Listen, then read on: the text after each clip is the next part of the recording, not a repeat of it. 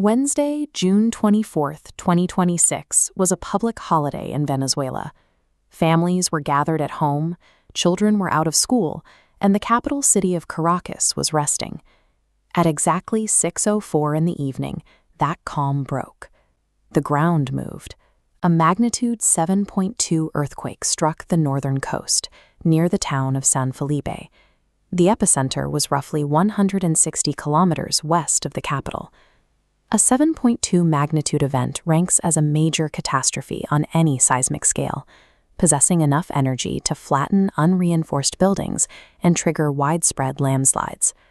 For the people of Caracas, this initial destruction was the start of a sequence rather than its conclusion.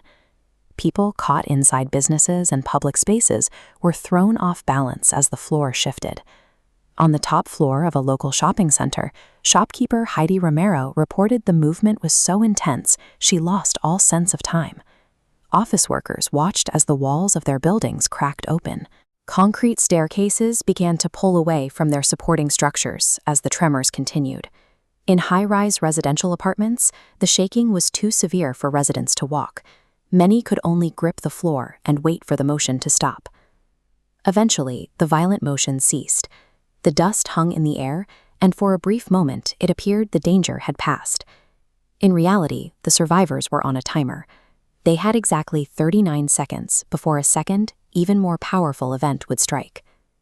Understanding this violence requires looking far below the city streets to the tectonic level. Venezuela sits above one of the most active fault zones in the Western Hemisphere. Here, the Caribbean and South American plates grind directly against each other in what geologists call a strike-slip fault zone. These landmasses do not slide past one another smoothly.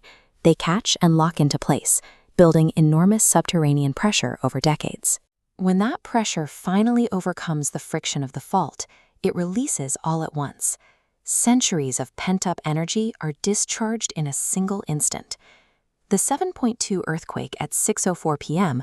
was the first lock giving way in a deeply unstable continental system. Distance usually offers protection from an epicenter 160 kilometers away. However, the geology of the capital city itself invited a much higher level of destruction. Caracas is built entirely inside a deep sedimentary basin, essentially a bowl of soft earth surrounded by mountains. When seismic waves hit this soft sediment, they do not pass through cleanly. They bounce and amplify against the walls of the basin.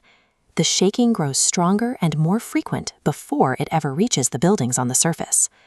At the end of the 39-second window, the second earthquake struck, magnitude 7.5. It was stronger and it was closer. This chart shows the energy released by each quake. On the scale used to measure earthquakes, a single full point represents 32 times more energy released. The 7.5 tremor was an entirely different category of event. Scientists define this as a worst-case convergence, two massive back-to-back earthquakes hitting a city built on a natural geological amplifier. The fallout was immediate and catastrophic. In the Altamira district, a 22-story building was completely destroyed, and rescue teams began pulling survivors from the wreckage of Chaco. National systems failed across the country. Hospitals asked staff to work double shifts. Schools were converted into emergency shelters, and Simón Bolívar International Airport closed due to structural damage. The shockwaves triggered international panic. Tsunami warnings were issued for Puerto Rico and the Virgin Islands, while buildings were evacuated as far away as Manaus and Belém in the Brazilian Amazon. Within hours, the United States Geological Survey issued an assessment stating that high casualties were probable, with an initial estimate ranging between 10,000 and 100,000 deaths. That wide margin of error existed because the country had gone dark. The power grid was out, communication networks were damaged, and the true scope of the tragedy was hidden. The disaster hit a nation already struggling with mass emigration and economic crisis. Nearly 8 million people were already in need of humanitarian assistance, even before the first building fell on June 24th. Acting President Delcy Rodriguez declared a state of emergency on national television, urging unity and asking every healthcare professional in the country to report to a hospital. This catastrophe echoes the 1812 earthquake that killed 30,000 people. For centuries, the ground beneath Venezuela has remained a source of uncertainty.